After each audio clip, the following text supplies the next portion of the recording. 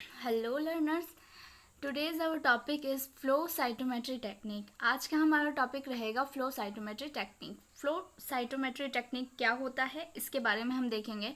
इसका इंट्रोडक्शन देखेंगे, प्रिंसिपल देखेंगे एंड इसका प्रोसीजर क्या रहेगा वो देखेंगे।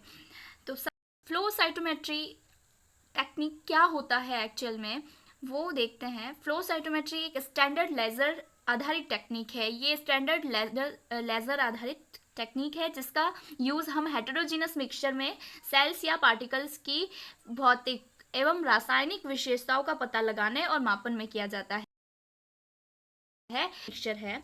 हेट्रोजेनस मिक्सचर में हम किसी पर्टिकुलर सेल्स को या फिर सेल्स के पार्टिकल्स विशेषताएं क्या क्या हैं, क्या स्पेसिफिसिटी है उनके अंदर, उसका पता लगाने के लिए इसका यूज़ किया जाता है।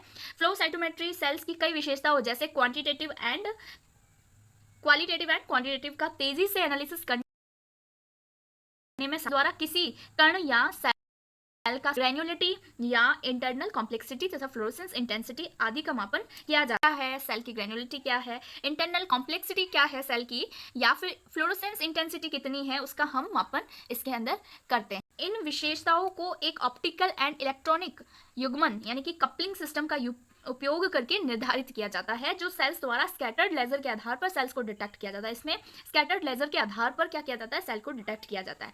फ्लो साइटोमीटर जिसका नाम सेल से संबंधित होता है। देखो साइटो का मतलब क्या है, साइटो का मतलब है सेल, मीटर यानी कि मापने वाला, तो नाम से ही हमें पता पड़ रहा है ये सेल से संबंधित है। अब सेल से संबंधित होना आवश्यक नहीं है, ये सेल से संबंधित होता है, लेकिन ये गुणसूत्र या मॉलिक्यूल्स या कई अन्य पार्टिकल से भी संबंध हो सकता है। मतलब सिर्फ साइटोमीटर नाम है, इससे हम ये नहीं कह सकते कि ये सेल से ही संबंधित है। इसका संबंध मॉलिक्यूल्स या फिर अन्य पार्टिकल से भी हो सकता है, जिन्हें हम तरल पदार्थ में निलंबित सस्पेंडेड किया जा सकता है। इन सब्सटेंसेस को हम क्या कर सकते हैं, सस्पेंडेड कर सकते हैं तरल पदार्थ के अंदर। फ्लो साइटोमेट्री का यूज सैंपल में सेल काउंटिंग में किया जाता है। कोई भी सैंपल है उसमें सेल को अगर हमें काउंटिंग करनी है, सेल की काउंटिंग करनी है, then we have to use this technique. इसके अतिरिक्त cell sorting, cell division, cell sorting में cell division, cell cycle, cell diagnosis of blood cancer का पता लगाने में भी इसका यूज़ किया जाता है। एपोप्टोसिस एंड मॉलिक्यूलर इंट्रैक्शन आदि में भी इसका यूज़ किया जाता है। फ्लो साइटोमेट्री डिवाइस को डेवलप सबसे पहले 1953 में वॉरेंस काउंटर ने किया था। अब हमने इसका इंट्रोडक्शन का प्रिंसिपल देख लेते हैं। प्रिंसिपल क्या होता है, आखिर ये काम कैसे करता है। फ्लो साइटोमेट्री प्राय काउंटर प्रिंसिपल पर आधारित होता है। ये प्राय काउंटर प्रिंसिपल पर आधारित होता है, जो फ्लोरोसेंस आधारित फ्लो साइटोमेट्री है, जो फ्लोरोसेंस से के आधारित फ्लो साइटोमेट्री है, जिसे 1968 में वॉरेन गोडे द्वारा विकसित की गई थी। मॉडर्न फ्लो साइटोमेट्री एक माइक्रोस्कोप के समान होती है जो सेल के साइज को डिटेक्ट करती है। इसके निम्न कंपोनेंट्स हैं। लिक्विड मीडियम, सबसे पहले लिक्विड मीडियम की जरूरत होगी, फिर मेजरिंग सिस्टम चाहिए होगा, detector, amplifier and computer for analysis. अब इसका प्रोसीजर देख लेते हैं। हम इसके डायग्राम से इससे ही इसका प्रोसीजर आसानी से लिख सकते हैं। तो पहले ये समझ लेते हैं प्रोसीजर जो है। सबसे पहले हमें लिक्विड मीडियम की जरूरत, और ये जो है ये आपका मेजरिंग सिस्टम है।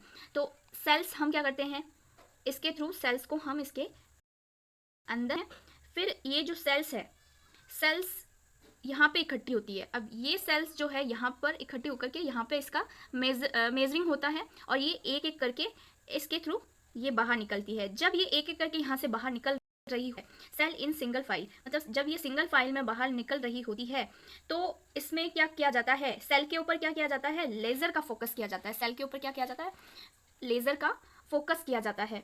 अब यहाँ पे हमने किया लेजर का फोकस।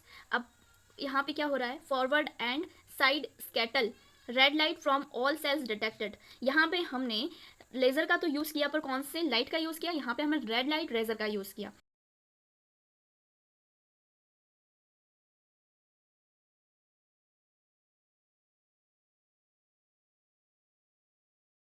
इसके यूजेस क्या क्या है। फर्स्ट यूज है, किसी बायोलॉजिकल सैंपल में उपस्थित सेल की संख्या। कोई भी बायोलॉजिकल सैंपल में सेल की संख्या, आयतन व कॉम्प्लेक्सिटी को ज्ञात किया जा सकता है। मतलब सेल का वॉल्यूम कितना है, सेल का साइज कितना है, सेल की कॉम्प्लेक्सिटी कितनी है, उसको अगर हमें डिफाइन करना है या फिर देखना है, तो इसके लिए हमने इसका यूज़ करना पड़ेगा, इस टेक्निक का। सेकेंड यूज़ है, सेल में पिगमेंट्स की उपस्थिति व प्रकार को ज्ञात कर सकते हैं। सेल डिवीजन में इसका यूज़ किया जाता है। डीएनए, आरएनए, क्रोमोसोम्स के एनालिसिस में इसका यूज़ किया जाता है। Antigen, antibody and cell analysis में भी इसका यूज़ किया जाता है। ये इसमें से एग्ज़ाम में सवाल अक्सर 1 या 2 मार्क्स से आता है, 10 नंबर में से बहुत कम आता है। फिर भी अगर आ जाए तो हम इसके लिए प्रिपेयर होने चाहिए। Thanks for watching.